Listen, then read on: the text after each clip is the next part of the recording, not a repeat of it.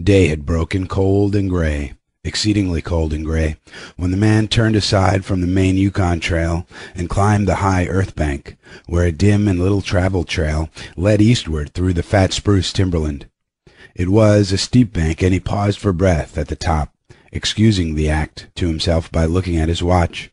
It was 9 o'clock. There was no sun nor hint of sun, though there was not a cloud in the sky.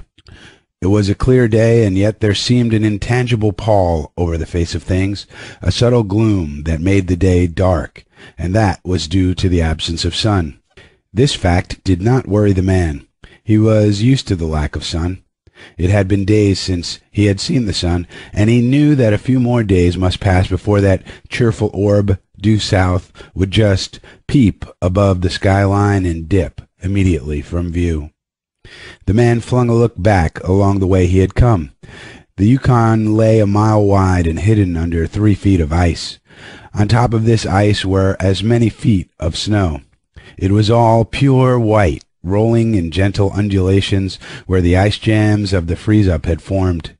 North and south, as far as his eye could see, it was unbroken white, save for a dark hairline that curved and twisted from around the spruce-covered island to the south, and that curved and twisted away into the north, where it disappeared behind another spruce-covered island. This dark hairline was the trail, the main trail, that led south 500 miles to the Chilkoot Pass, Dyea, and Saltwater, and that led north 70 miles to Dawson, and still on to the north 1,000 miles to Nulato, and finally to St. Michael on Bering Sea, 1,000 miles and half 1,000 more. But all this, the mysterious, far-reaching hairline trail, the absence of sun from the sky, the tremendous cold, and the strangeness and weirdness of it all, made no impression on the man. It was not because he was long used to it. He was a newcomer in the land, a Checkakwo, and this was his first winter. The trouble with him was that he was without imagination. He was quick and alert in the life of things, but only in the things, and not in the significances.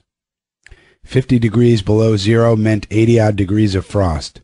Such fact impressed him as being cold and uncomfortable, and that was all.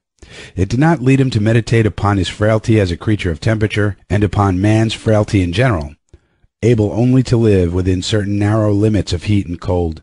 And from there on it did not lead him to the conjectural field of immortality and man's place in the universe.